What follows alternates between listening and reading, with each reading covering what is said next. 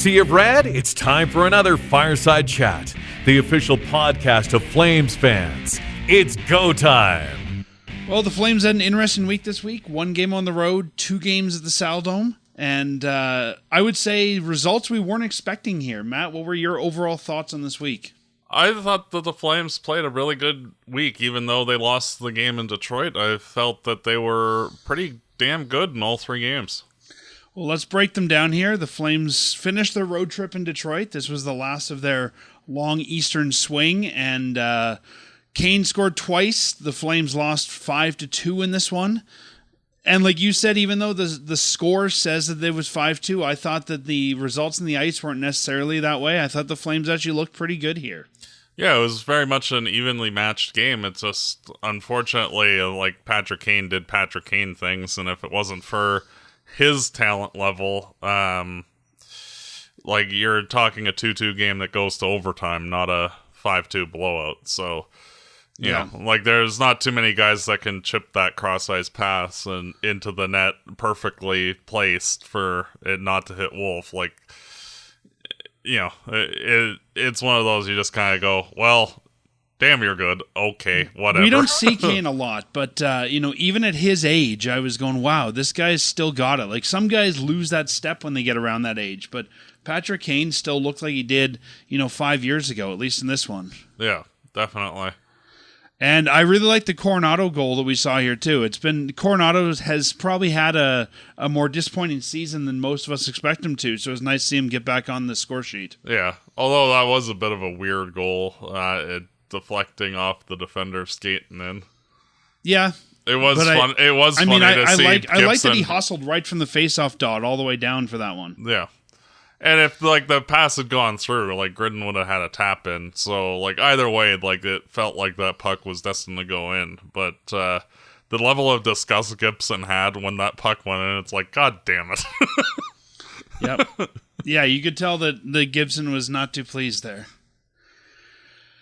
Well, after that game, the Flames came home. They're on a bit of a homestand now and took on the St. Louis Blues here in the Dome for the 51st final game in the Saddledome for regular season. So the time's ticking down. We'll talk more about that later. This was a weird game because when was the last time you've seen 3 disallowed goals in one game? Well, that actually ties the NHL record for most disallowed goals in the game. So even when the Flames are not doing well, they still have bizarre things happening. And I have to ask, because they technically scored 4 goals in this game. Does that count with the streak? It must. I would have been so upset if they lost this game. Like, yeah. I was there with a friend of mine, and we're sitting there as this game's going into overtime, and I said, if the Blues managed to win this after the Flames obviously scored more goals, this is going to be a weird night. So I'm so glad the Flames managed to win. But Matt, 2 disallowed goals on 2 offsides. What does that say about your linesman tonight? Well, it's one of those things where, like, yes, the linesmen are supposed to call things pretty good, but some of those plays are so close that, like, you're talking, like, fractions of millimeters of being offside, and and it's a very fast-paced game, and, most of the time when anything close like that happens, like, the play doesn't amount to anything. It's just, unfortunately, in this game, like, twice it happened where, it resulted in a goal, but, like, most of the time, like, it is so close and the game is so fast, like, I don't really put it on the linesman, and I would rather let the game just flow on instead of, arbitrary stoppages here, there, and everywhere.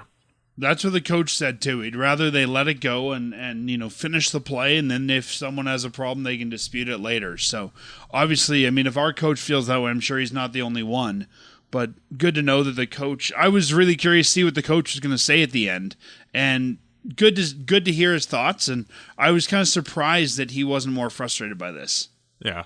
Well, and it's one of those things that, like, just as a viewer of the sport, like...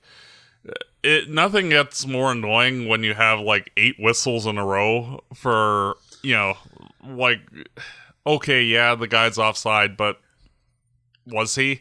And just allowing that streamlining of things, even though it's not much, just over the course of the game and like the flow of the game, like it's not as prone to, like halting momentum. Like if the team's on the attack repeatedly, like those stoppages can actually switch things around. So, like I'm very much more in favor of things like this, even though in this particular case it bit the Flames twice, but it can happen, and I'm just grateful that they managed the win. And I mean, on what you're talking about with all the whistles too. I mean, I was surprised the Flames didn't get deflated by this. We've seen stuff of this happen in the past where it gets them out of their flow of the game and they just never get back into it, and they let the other team in. It didn't seem like the Flames got bothered by this. It happened, and they would just keep going with the same offensive strength they had before. So I think that says something about this team mentally. Well, and, like when St. Louis tied the game early in the second period and then had another disallowed goal, like I was kind of like, oh, are the wheels going to fall off the wagon now? Because, St. Louis is kind of being helped here to, like they have like all the chance in the world to actually take advantage of this situation, and good on the Flames to lock it down. And I have to give all the praise to Devin Cooley for standing on his head in this one. He looked good here, and we've heard him previously when he did a shootout say, I need to learn how to do this because the shooters here are so much different than the American League, and he looked very confident in the shootout. Yes. So good for him. I mean, we've talked about Devin Cooley a lot this year, and I think that the Flames have the right guy locked up for 2 more years as their backup. Mm-hmm. And then the next game of the season, of the week, I guess, also of the season, still in the Saddledome, the Flames had the defending Stanley Cup champions who are not in a playoff spot come to town, and that's the Florida Panthers come in here to take on the Flames. And in this one, Coleman gets 2 assists, and the Flames get a big 4-1 win over the Panthers. Yeah, just like you draw it up, easy peasy. The night before they skunked the Oilers, and then we skunked them, and I felt that Calgary dominated this game right from the start, and like it was actually somewhat disappointing. It wasn't like 1-0 after the first period. I felt that the Flames were kind of all over the Panthers right from the hop, and once the dam broke, like the Flames didn't really look back. No, they didn't. And, I was surprised how much they were all, okay, this is not the Panthers team of the last couple of years, but I was surprised how much the Flames were just able to take over here. Yeah, like everybody on that team for Florida looked dead tired, and like they're lacking any motivation. And for a team that basically needs to be letter perfect the rest of the way to even have a chance to make the playoffs, like you can stick a fork in them. If they weren't done already, they are now.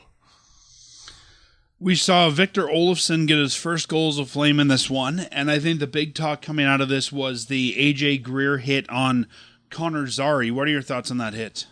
Just point on the Olofsson goal. I thought it was nice that even though like he scored his first as a Flame, that his main concern after the goal was Klapka had got hit with a high stick behind the net, and he went over directly to him to make sure that he was okay.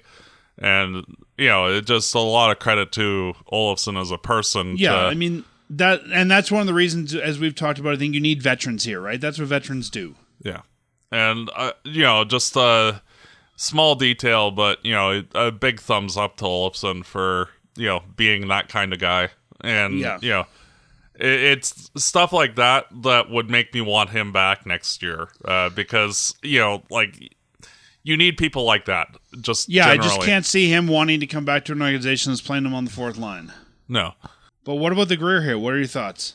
That Greer has a habit of doing stupid stuff like that. Like, he's hurt other players like that, and I think he was just frustrated that he took the hooking penalty, and it's like, well, I'll just finish off my check, and not realizing that Zary didn't have the puck, and that he was just going to throw him face first into the boards. And like, I don't know what the hell Greer was thinking, and honestly, him getting a phone hearing suspension instead of an in-person, I feel that this should be a 10-game plus suspension.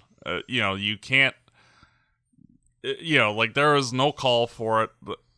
It was a clear intent to injure, and this is the kind of stuff like Zary is lucky that he didn't get paralyzed on this play.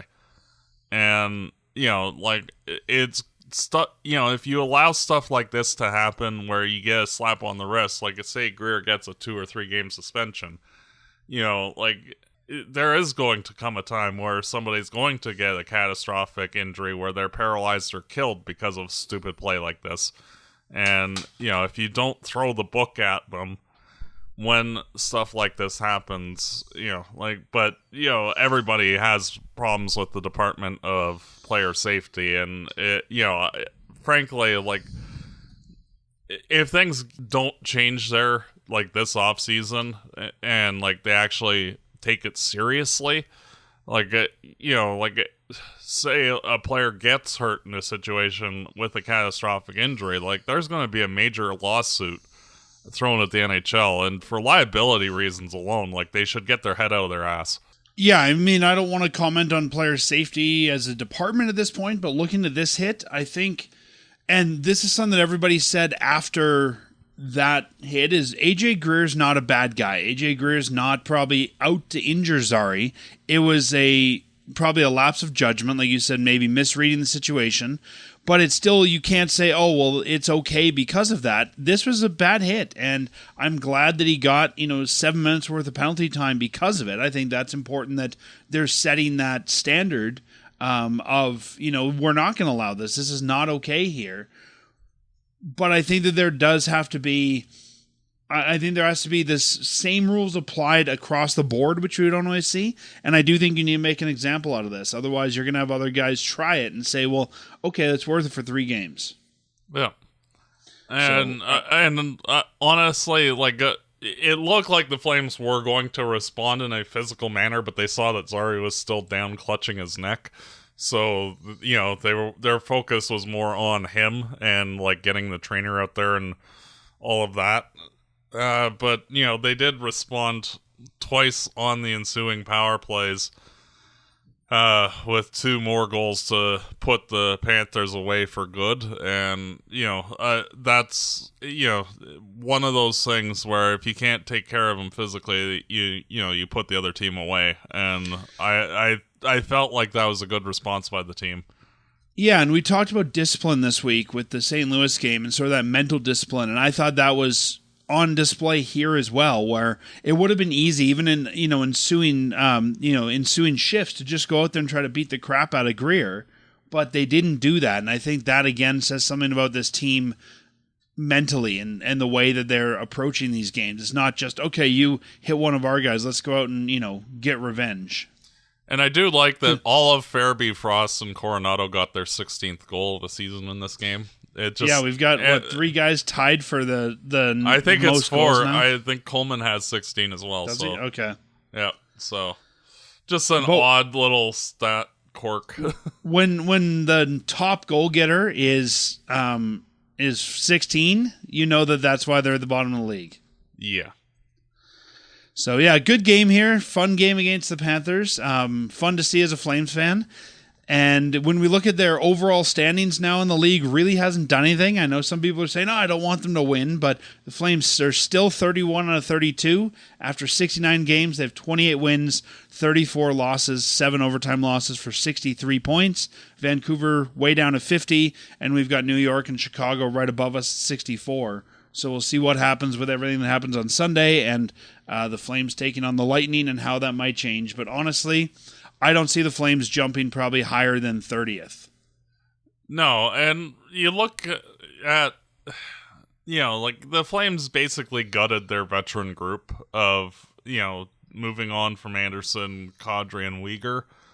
And to have the young guys coming in and playing as strongly as they have been, and not even them, but like also guys like Frost and Farabee kind of taking that leadership mantle and like, okay, well, I guess I'm the de facto guy here. And, like all of those players have been playing rather effectively since the trade deadline, and it's nice to see that like the effort level that the team was giving before the trade deadline has not evaporated just because certain players have moved on. And it's that fundamental hockey that it's good to see that this team still, like, even though like they're lacking the upper end talent on this team, that the effort is still there. And as we transition into this rebuild, that if they can maintain that level of effort as they go on, and you start slotting in top 5 pick here, top 5 pick there, like this team could be a force to be reckoned with down the road if they keep this kind of effort and play style up. Yeah, and I mean, I think that's maybe the most impressive thing for me this week is just seeing the Flames doing that and seeing the Flames, playing well when they really have nothing to play for. Maybe that sounds wrong, but I mean, these guys really have nothing to play for, and they're, I'm surprised by how well they're doing, and that hasn't got them down yet. Well, and you have to look at like some of the veteran guys, like say Strome or Mata or even Frost, who is a free agent after next year. It's kind of like also auditioning for insert name of playoff team here. Like if they, if the Flames decide to, just roll things over year in, year out of whoever the expiring contracts are, move on from them and, perhaps buy low on like next year's version of Strome or Mata, that, like it's one of those things that like those players might be pushing so that way they can go join a Colorado or a Dallas or whatever next year at the deadline. And that's also important for them as players to not just be going through the motions. Like, hey, I'm still a great NHL player. You would want me on your team. Yeah, and I think also, this setting up this idea that even though we're not playing for much, we're still going to play hard. And I think when you're looking for a free agent to come in, you're looking to acquire someone, that expectation that you're still going to go out there and try to do this. Yeah. We're not just putting in a half effort hoping to tank. Well, and you got to figure that, like, also, Conroy has probably had conversations with guys like Olofsson, Strome, et cetera, that, like, if you're playing with us next year and you're playing well, we will try our hardest to get you somewhere. Like, either you can stay if you want to, or we will get you to, insert good team here of your choosing and, try to make that happen. And, like that level of respect between management and the players, like, I think that's also where you're seeing players playing so hard, because it's like, hey, the team and the organization has my back, whether I'm wearing this jersey or eventually someone else's, and, they're going to do right by me. And it's a great culture to have, because there's a level of respect of like, yeah, I get it that, we're in this kind of shit situation, but, let's make the best out of this situation that we can for everybody involved, whether you're a young kid coming in or a veteran guy. For sure, yeah. And I mean, they may not be able to get a guy to the team they want to get to, but, we'll try to get you to somewhere better. Yeah, that's what I'm kind of meaning. Like, you might not get to pick the one you want. Yeah, but we'll get you somewhere where you actually have a shot at a cup, potentially. Yeah. Yeah, and I think that we kind of saw that with Mantha a couple of years ago, of that idea, I think, of bring in a guy who's maybe a depressed asset, show you're expect to work hard here, but if you do, yeah, it might bode well and you can move on from there. So that could be attractive in the off season for free agents, but we'll talk more about who those guys might be. Well, and you also have to think that, like, if you're a free agent who's kind of had a off year, basically being the guy in Calgary, where you're going to be getting like first, second line ice time, first power play time, first penalty kill time if you're that type of player, like that is attractive if you're wanting to go to a playoff team when you're not necessarily going to get those opportunities on a win now team. Yep. So. Yeah, I think even a guy like Strome, is getting if he keeps playing like this, getting a much better opportunity than he would have, in obviously in Anaheim. But I think this might be that thing that teams go, okay, we should take another look at this guy. Yeah, like he's been consistent up until this year of being a 40-plus point player. And, like I do believe he's on pace for that kind of a season with the Flames. So, it'll just be interesting to see exactly how all of this kind of shakes out over the next year. But it's something nice to see where, like this team has that flexibility and ability to do it. Yeah, and like Strome, he's actually, like if he played the full 82 games, he'd actually be on pace for over 50 points with the Flames this year. So, well, let's park that for now, and let's talk more about some of that as we move towards the offseason. Yep. The Calgary Flames unveiled during the Florida Panthers game what they're calling Dome Farewell Season logo. There's now 49 regular season games left in the Saddledome before it gets retired. Matt, you got to look at this logo. What do you think? Well, the top part, being like the Saddledome's roof makes sense, and the downward chevron pointing to where we are going in the standings. So, it makes sense. Well, I think if you read it, the chevron is supposed to look like all the banners that are up in the rafters right now. I know. It just... my girlfriend said that joke when she saw it, so I had to repeat it because I do think it would be kind of cool, and I don't think they're going to do this, but like if you were to sort of, and we've seen the Flames redo their banners a few times over the years, but if they were to redo the existing banners to have this top shape, so what they won in the Dome and what they win in the new building, I think that'd be kind of cool. Yeah. Interesting things here. If you take a look at this on the Calgary Flames website, like you said, the iconic roof shape is in there. They have what they're saying farewell versus final. They're calling it the farewell season. It says the farewell season expresses tones of celebration and happiness as opposed to the finality of saying goodbye. So I think that's messaging we're going to see them use all next year. And then interesting that it doesn't say Saddledome anywhere. It says the Dome. And I thought that was an interesting choice. I mean, we all colloquially refer to it as the Dome, but kind of surprising to me that if it's the farewell season, we're not using the term Saddledome. Yeah. And, seeing the plans for afterwards, it's also nice that, like, the space will be used for, like, a music event center and all of that after. Yeah, I was worried it was just going to get bulldozed into a parking lot. Yeah, I know. It's like, oh, cool. We just Yankee Stadiumed it. So if anyone's interested in what Matt's talking about, the Stampede Board released what they're calling their 20-year master plan, showing a whole bunch of redevelopment on the site.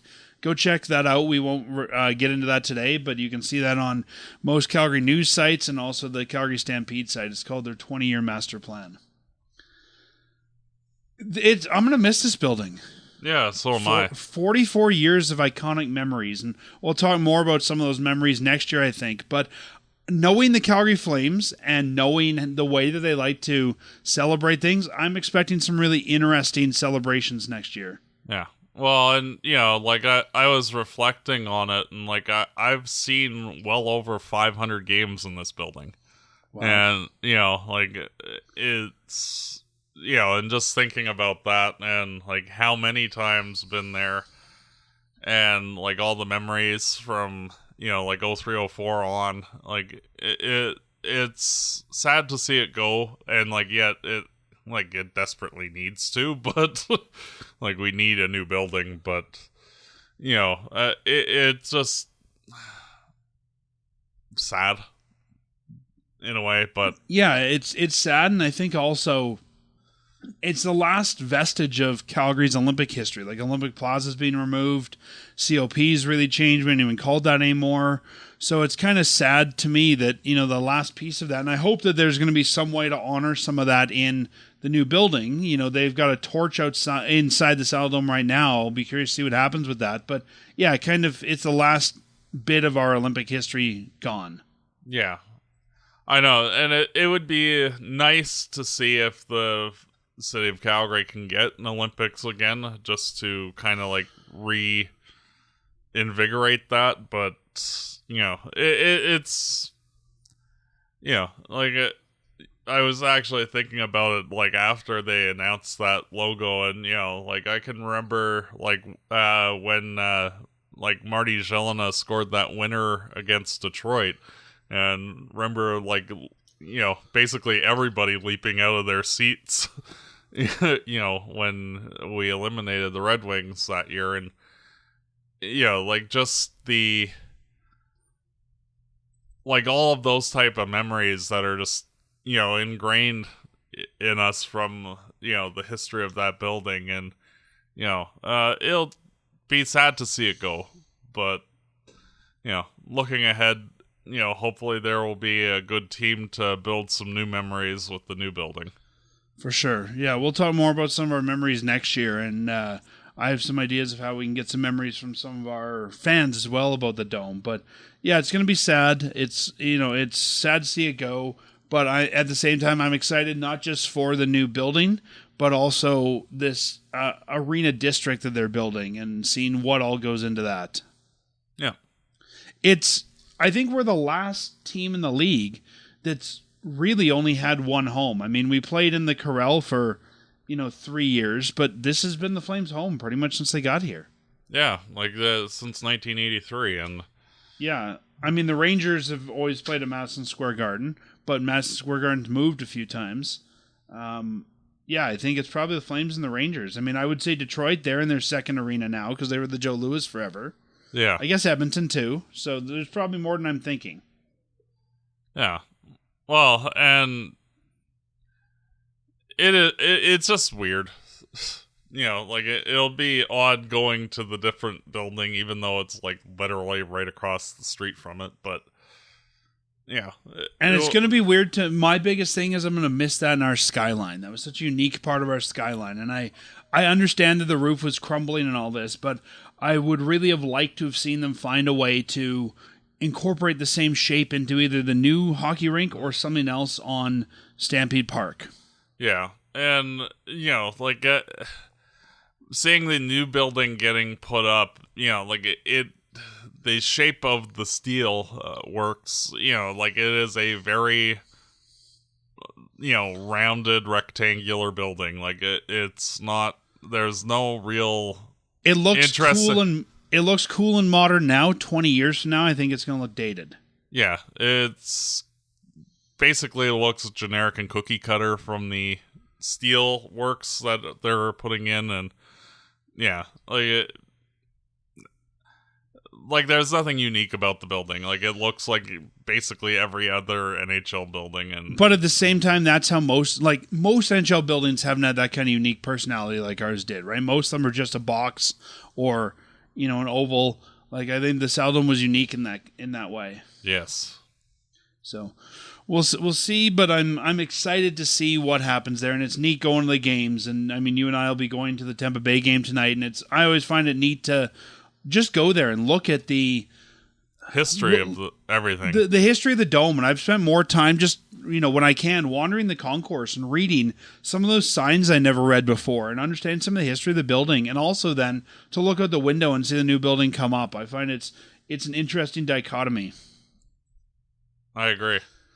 But, yeah, well, enjoy the 49 games left, and I'm hoping that everybody listening to this, whether you're a Flames fan, whether you're in Calgary or not in Calgary, I know we have fans all over the world, I hope that you get a chance to, whether it's a preseason game next year or a regular season game or even a Wranglers or Hitmen game, I hope everybody has a chance to visit the Dome once more, because we're going to miss this thing.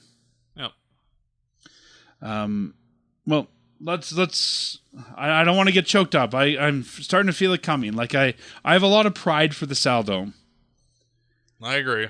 Let's talk about a guy I don't have a lot of pride for right now, and that's Marty Pospisil.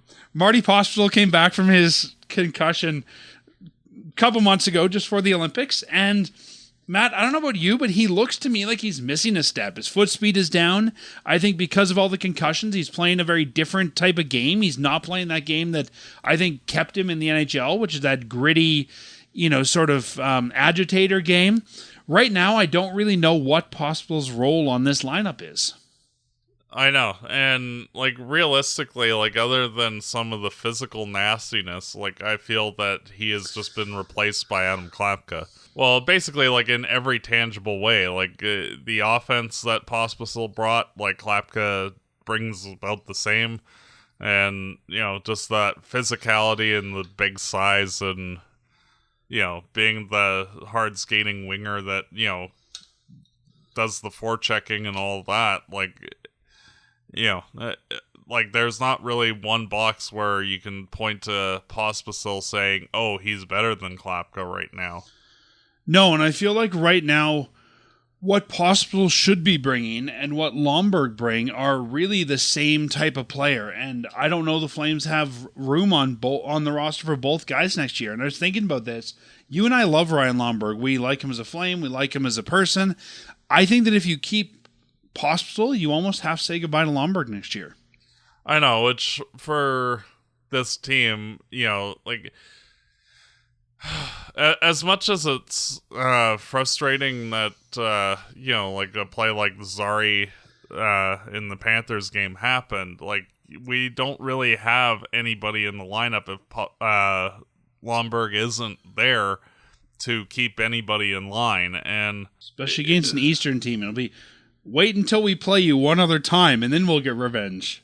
Yeah, and like we already beat the Panthers earlier this year, so like there's not really any. Wait till next season, you'll be sorry. Yeah, and it's one of those things. Like we need a policeman, especially for the youngsters, and like you see that with San Jose, who has a very young lineup as well. Like they have Ryan Reeves in their lineup, even though like he's 38, but he's basically there to, hey, don't touch the kids. And like Pospisil, he can't fight because like that's how he gets concussions, and like I think his last 3 concussions have been off of getting into fights, so like he can't be that deterrent because he will end up missing half of the year, and it's one of those things where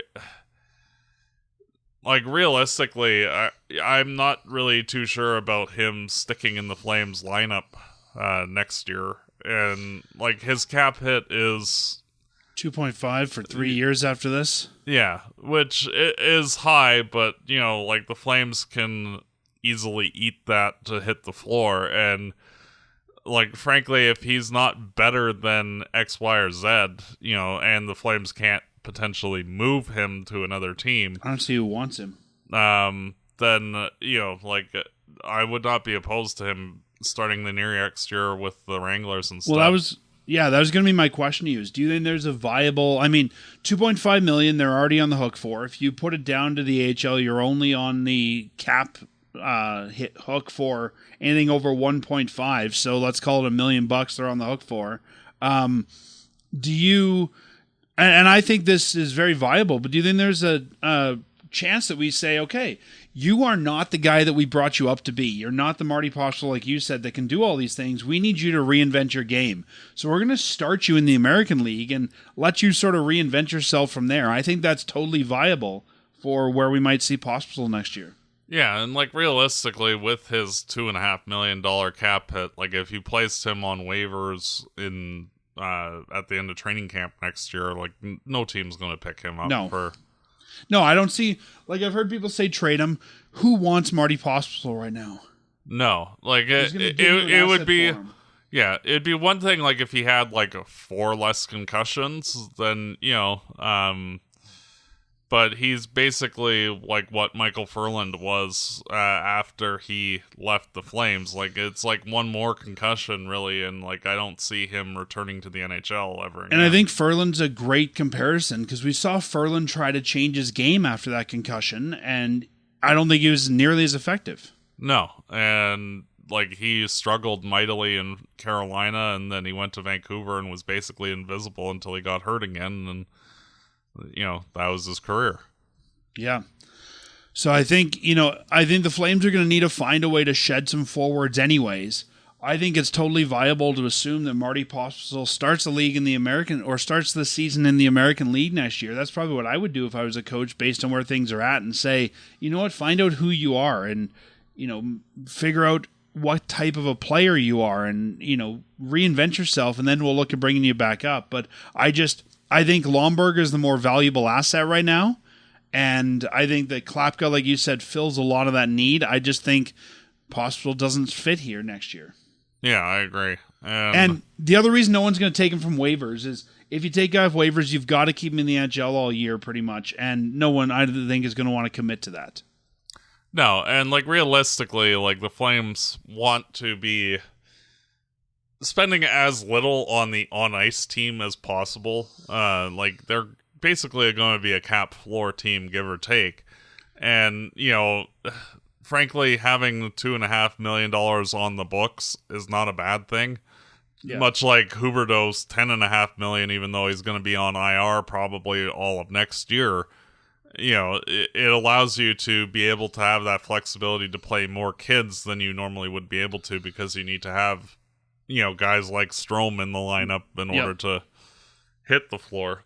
And if I'm Lomberg's agent, I'm probably saying, well, I know what we're worth next year. We're worth at least Pospisil money, like 2.5 or bust. Well, honestly, the $2 million that Lomberg's getting, which is very rich for a 12th, 13th forward. Honestly, I'm all for giving him another 2 years at the $2 million just to I think even if he went up to 2.5 for 2 years, I'd be okay with that. Yeah, realistically, this team needs somebody that can be that agitator type guy, and the Flames don't really have anybody in the system that is like that, and unless you can go get a bruiser type guy in the off season, it's better to go with the guy that that will at least be happy to do that work. Yeah, and the guy who wants to be here. Yeah. But yeah, I think it'll be interesting to see what happens with Pospisil going forward, because I don't think the Flames have been happy with him. They keep trying him at center. I don't think that's where he should be. We'll see. But yeah, it seems like when he's in the lineup, it forces Lomberg out, and I think we need Lomberg in the lineup. Yeah, and you also look at ahead to next year, and you got guys like Stromgren, Gridden, Basha, and even some of the center guys. Honzig needs a spot. Yeah, there are all sorts of players that will be pushing for spots, and to have a guy that's basically an NHL tweener, taking up one just because he's older doesn't really make any logistical sense for a rebuilding team. I don't think Basha pushes for an NHL spot next year. I think that's probably more Rory Cairns. True, but you know what I mean. He's at least in that conversation though, and I think he's gonna have to play at least a full year of American League before he's in that conversation. Not arguing with you. But, it's one of those, he did have a good training camp the year before, so the potential that he might, especially with his season with Medicine Hat this year, that he might push his way in next year.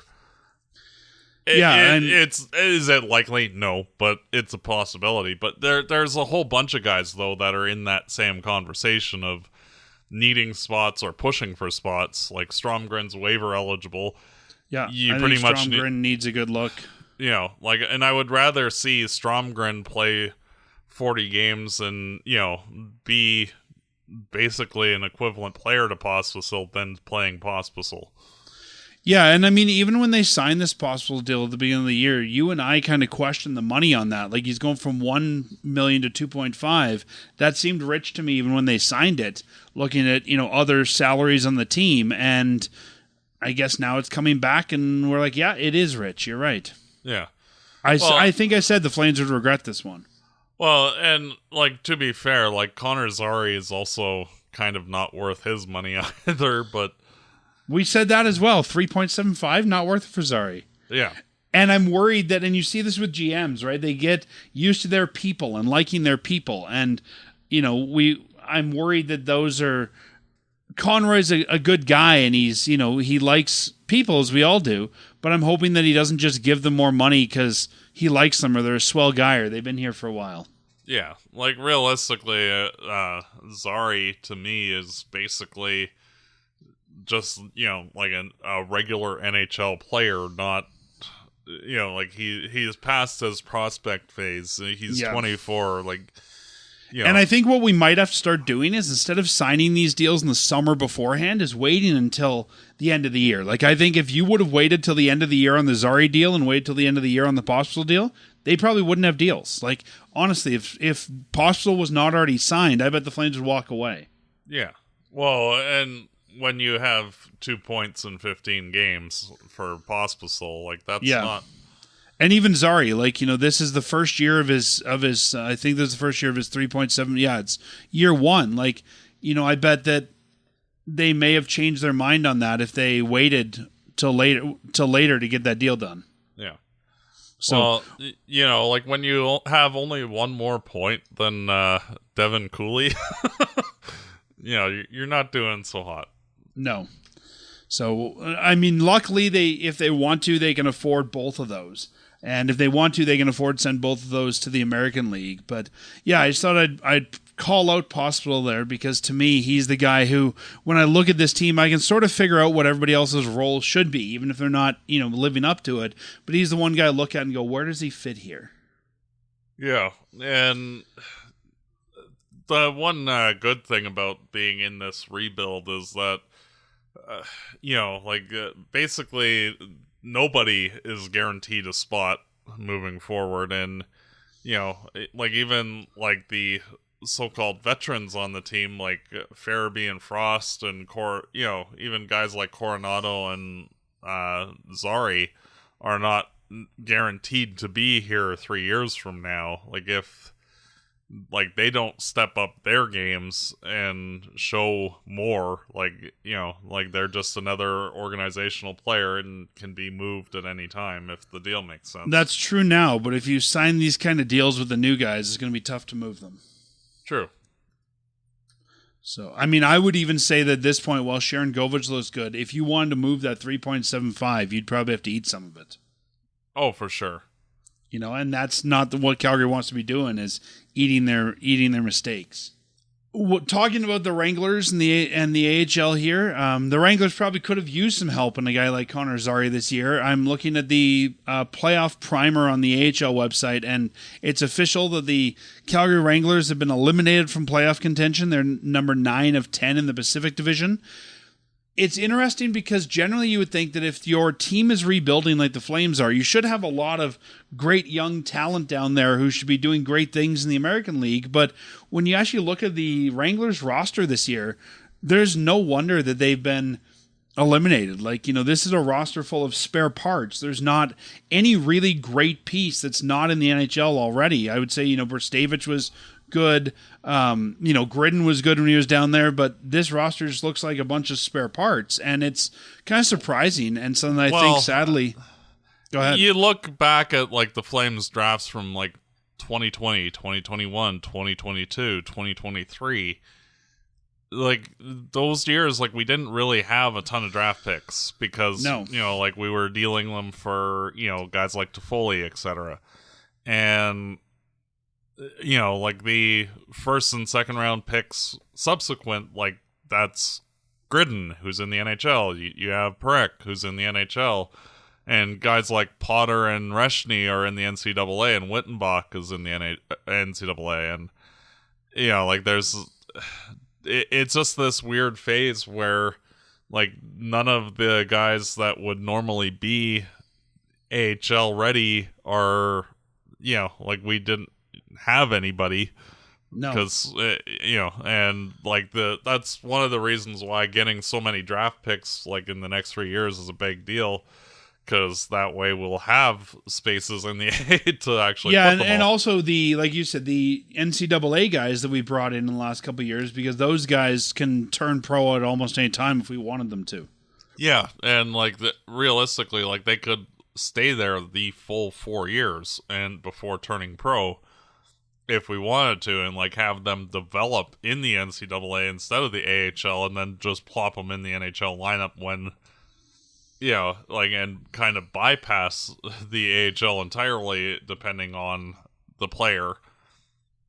And, like, I'm just going to use Gaudreau as an example of somebody who basically, went right from the NCAA. Yeah, I think he's the exception rather than the rule. I think most of these guys you'd want to at least, give a year of AHL time, because even Gaudreau talked about how the transition was so significant. Yeah, but it'll be interesting to see, like, as we're moving forward into, like, next year and the year after, where more guys will be, like, AHL bound. And, like, to me, it almost makes more sense to try and sign some more, like, European free agents and NCAA free agents to say, well, here, there is literally no competition for you, so have fun. And if you make, show that you're a good AHLer, we'll, Yeah. I mean, on the forward side, let's assume that Kierans and Stromgren make the Flames team next year, which I think is a reasonable assumption. I mean, that leaves you Hunt, Wilkie, Siona, Bishop, Gallant, Parker Bell, Kirkland, David Silke, Brennan Othman, Firk, Morton, Carter, Sunayev. Like, that you've got maybe 2 or 3 other guys there that might make the NHL at some point, and then a bunch of who's, and like, Martin Firk's done in the NHL. David Silke never makes it. I think Kirkland's done in this organization. Maybe Bell makes it at some point, but it's a bunch of collection of spare parts. And same thing on the defensive side. I mean, with Brstavich not there, you got Ottenbreed, Grushnikov, Chase Pauls, Gavin White, Etienne Morin, who's going to need some more time down there, Miramanov, Mack, and Nick Sisek. Yeah, like there's an obvious reason why this team is not really good this year. Yeah. And that's the hard part. When you were previously a, air quotes, contending team and built your team to be that elite caliber team, and then haven't really transitioned into being an actual rebuilding team until now. Like, there was basically 3 wasted years where, like, this team could have salvaged a whole bunch of assets earlier, which they now have, but, part of that problem is that, like, it's going to take a time for those assets to start filtering up through the organization, and it's I think frustrating, but... Yeah, and one of the reasons I wanted to bring this up to... on our show and to our listeners is because these are the kind of things that will make the rebuild take a little bit longer. If the Flames don't have those guys in development, you need those guys somewhere. You need those guys to be coming through the system at some point. And I think that while they might get a great player this year in the draft at 1, 2, or 3, you need 20 players in your roster. You need 20 players dressed every night. And where those guys come from right now, I don't know. So I think we have to remember that, it's going to take a couple of years to build up the American League affiliation and get those guys through the development, and that might stall things a little bit. Yeah. And, like, part of what makes it a little difficult for teams to get out of rebuilds is that the young guys don't really necessarily have other players to play with and, like, expand their skill set as they're working their way up the organization. So, like, getting a decent AHL squad is actually kind of like another area where, like, this team needs some help, which is why, like, the hypothetical we were talking about of sending a guy like Pospisil down isn't necessarily a bad idea, because, like, this team is going to need some veteran help down there that are actually good players as well, in addition to, like, injecting some actual quality youth, like guys like Tyson Gross next year. Like, if we can get some more guys like that to, build out some of that competition down there. And And like you said, maybe giving a spot for, free agents from Europe or free agents from the NCAA or even just AHL hands who need a place to play for a year. And I think it'll be interesting to see how they fill out that roster next season. And we don't have a ton of guys turning pro next year either. No. And that's the one wrinkle with basically the NCAA gutting the CHL is that normally you play the year and a half after the draft day, in the juniors, and then you graduate to the AHL, and now there's a 4-year development curve instead of a 2-year development curve, and it's going to make the situation a little bit more difficult for the Wranglers than it normally would have, because we would be starting to look at graduating guys like Reshny and Potter and Wittenbach to the AHL next year, potentially. But because they're in the NCAA, they're stuck there for, until we sign them. And, which is not a bad thing. It's a bit of a developmental wrinkle that this team's going to have to deal with. Yeah, when we look at 20-year-olds who are in the Flame system but not in the AHL, we've got Cade Littler, Jaden Lipinski, Jonathan Castagna, Luke Misa, Trevor Hoskins.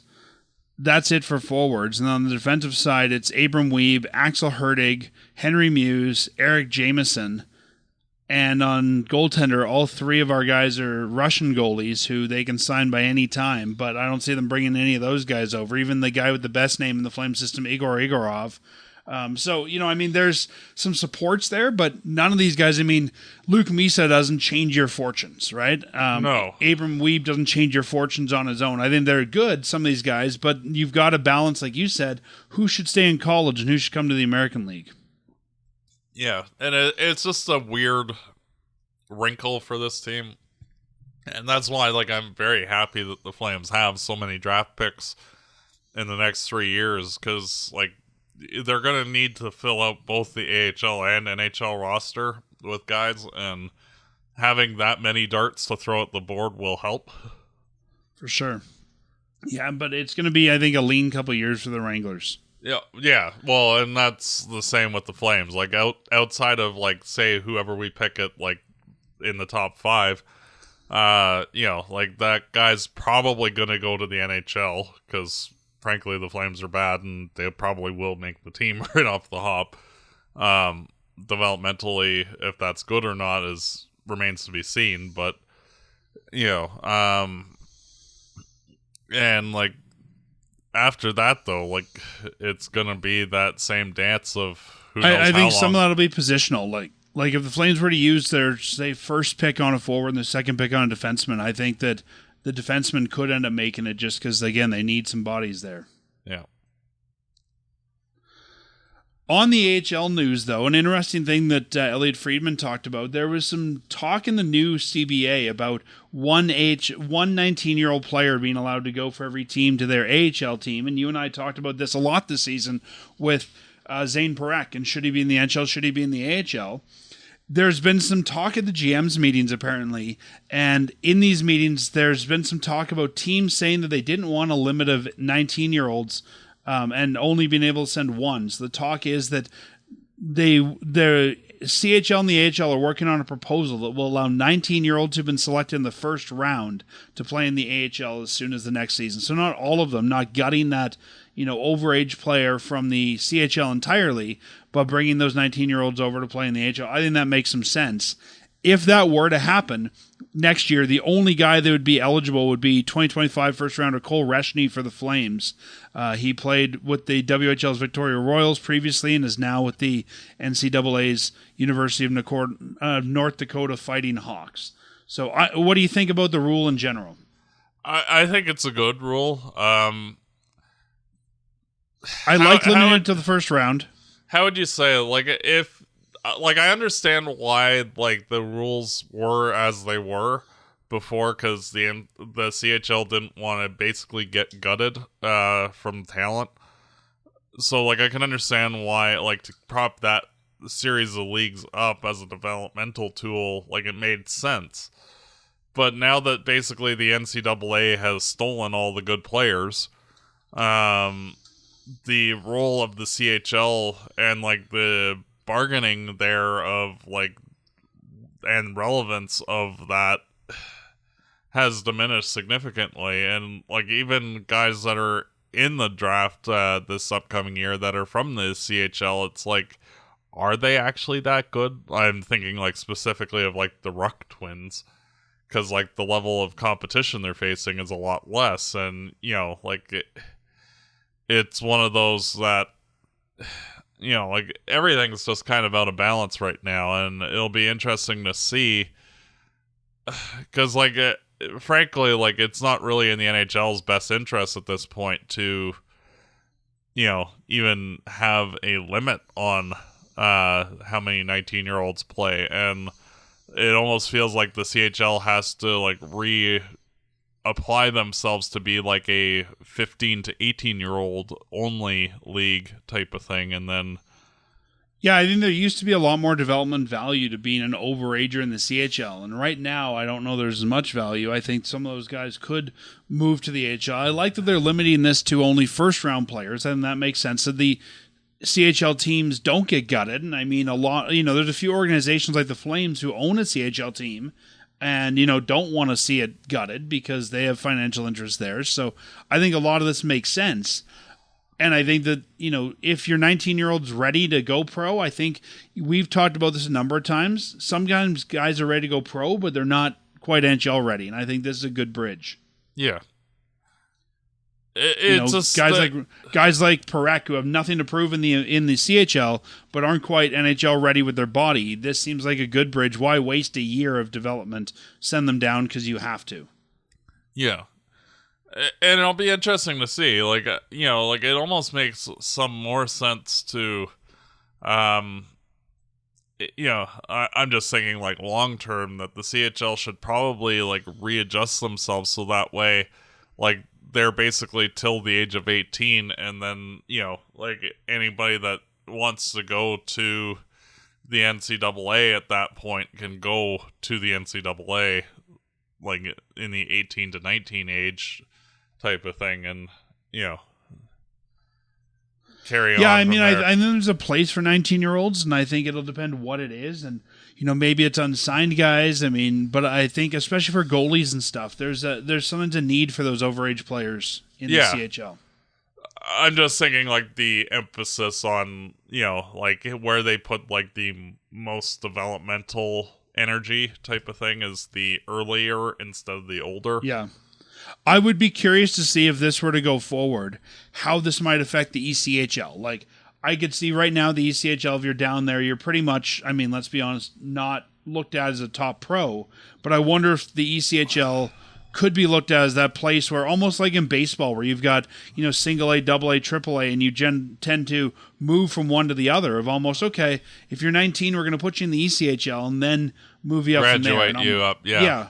You know, have this league of, even if there was a maximum age on the ECHL, like, you know, everyone has to be under 25, but you can have maybe two players that aren't or something like that. I think that might be where you see this going eventually. Yeah. It just feels like that there just needs to be a natural shift in a whole bunch of different spaces, just due to the rules in the NCAA changing, and like it's just navigating the new normal. And it's not a bad thing. It's just, you know, evolving priorities. Yeah, I just think it's interesting that these discussions are really being had for the first time that we're hearing about. Well, I think that wraps up the week that was for the Flames. We did not predict this week very well when we came in. I thought we'd beat St. Louis, lose to Detroit and Florida. You thought we'd lose all three. We ended up winning 2, losing 1. I guess better that they're doing better than we thought. But now we've got to look ahead at the week that's coming, and we've got a big 4-game homestand here. Sunday, the Flames, as we record this, it's Sunday, taking on the Lightning tonight, 6 p.m. Interesting note that was posted on the Flames website about this. We will see the NHL debut of Tyson Gross tonight. He'll be on the 4th line with Pospisil and Klapka, and that means Olofsson also gets moved up to the 3rd line. So some line juggling going on. Oh, but cool. Yeah, Gross makes the lineup here. We're number 39. And part of that line juggling is that it looks like Zari is out, so that's why there's a spot open. Then the Calgary Flames on Tuesday, 7 p.m. start time, will be taking on the LA Kings. On Thursday, the Mighty Ducks, or I guess the Ducks, come down. I still see that logo and think Mighty Ducks. Even though they haven't used that name, that logo takes me back to Mighty Ducks. And then Saturday, as we talked about, maybe the most boring game of the rest of the season, the Calgary Flames and the Vancouver Canucks for Hockey Night in Canada. Yep, and everybody simultaneously just goes to bed after the 5 p.m. game ends. At what point do the Flames just say, first 18,000 people in the arena get in for free? Yep. Rush the doors. Season ticket, schmeason ticket. Who cares? Yep. What are you thinking? We'll give you a voucher for discount on your season tickets next year for this one. Well, I could see, honestly, and I don't know their math on this, but I could see, honestly, kind of saying, hey, we'll let you in for free, and I wonder if they would sell more, or even very low cost, $10, and they'd sell more concession. Yeah. Well, it's interesting that after this, the Flames are not at home until April 12th. And then right through the 16th to wrap up the season. So. The last 3 games of the season are at home. Yeah. So a nice little 6-game road trip of doom where they play Colorado, Vegas, Anaheim, Dallas, Colorado, Seattle. It's 0 for 6. Yeah. Well, let's look at this week first. What do you think the result's going to be? I don't think that they beat Tampa. LA is fighting for a playoff spot, so I feel that they should win. LA should win? Yeah. And Anaheim's fighting for the division, so they should win. And Vancouver sucks, so we should win. So I think that 1-3 this week, but I'll say 2-2, and that we'll beat the Kings too. All right. So you're saying that the Flames beat Vancouver and LA and lose to Tampa Bay and Anaheim. Yeah. When you were a kid and you did something wrong and your parents just said they're disappointed, if the Flames lose this Vancouver game, do you think Huska just goes in and waves his finger at the boys and says, I'm disappointed, and walks out like that's all you get? Yeah, it's I'm not surprised. I'm just disappointed. Gentlemen, you know you should have won this one. Go home and think about it before we go on the road. Yeah. Now go beat Colorado. Yeah, right. That would be typical Flames hockey. Lose to Vancouver and then beat the shit out of the Avalanche. It's what? Yep. And, I mean, we're starting to get to that point in the season where, I think the Avalanche will probably start to sit their top players, right? Well, and you're already seeing that a little bit. They're not... playing the backups. Yeah, they're not doing very well lately. 6-3-1 for them is not doing very well, and Dallas has actually climbed to within 3 points of them, and so it's one of those. They're kind of in a little bit of a danger zone if they don't, get their foot on the gas pedal soon. But it'll be nice to see Kadri play regardless. Yeah, and I mean, even tonight, with the Tampa Bay Lightning in town, Vasilevsky played last night, so the Flames probably see Jonas Jonason tonight, their backup, guy I've never even heard of. That looked, fake, create a player name. That's like your AI name, right? Yeah. It's the Swedish version of Igor Igorov. That's right. Jonas Jonason is from Sweden. He's 6'5", 30 years old. Played 22 games this year with 10 wins and 0 shutouts. Wow, 30 years old and we've never heard of him. That is actually surprising considering, we do this show for how many years now? 14? Yeah. And who the hell is that? He's been around the league for a while. He was first in the league with the Buffalo Sabres. That's why in 2019-2020. Yeah. Then he went to Colorado, then Florida, then Colorado again, and now Tampa Bay for 3 seasons. So I guess tonight we'll get to get the book on Jonas Jonason. That changes my thoughts. I think the Flames win now. I'm going to go with I'm going to say the Flames win in Tyson Gross's debut against Tampa Bay with probably Jonas Jonason in net. And I'm going to say they beat Vancouver and they lose to LA and Anaheim. So I'm also going to go 2 games, but I'm going to go with a different 2 games. Yeah. This is their last vestige of sort of good or beatable teams. Yeah. Like, it's basically murderer's row after this point. Like, even the 3-game homestand at the end is Utah, who is basically better than the Pacific Division leader, and then Colorado again, and then LA in what might be a deciding game for the Kings on whether they make the playoffs or not. So, yeah. Well, let's get through this week first and see how things go from there. But I'm excited for Tyson Gross making his debut tonight and seeing how that looks. I'm excited to see Olofsson play a little bit higher in the lineup, see what we can get out of him. It should be a good game and a good week. And Matt, I will talk to you next week. And as always, go Flames go. Fireside Chat is hosted by Dan Stevenson, co-hosted by Matt DeBorg. This episode produced and edited by Peter Marino. Fireside Chat is licensed under Creative Commons license. For full license details, visit firesidechat.ca.